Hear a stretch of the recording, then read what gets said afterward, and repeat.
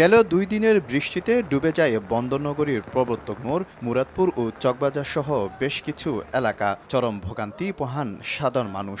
জলাবদ্ধতার দুর্ভোগ নিয়ে আলোচনা সমালোচনা করায় সংসদ পর্যন্ত।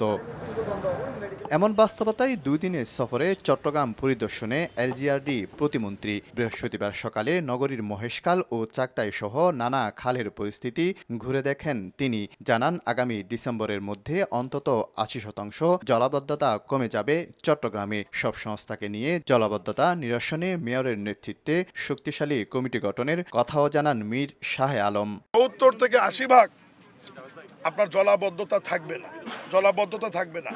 আর বাকি যে ১৫-২০% থাকবে, এটার জন্য আপনাদেরকে ডিসেম্বর পর্যন্ত একটু অপেক্ষা করতে হবে এবং আমাদেরকে সময় দিতে হবে, যেহেতু প্রকল্পের কাজটি চলমান আছে।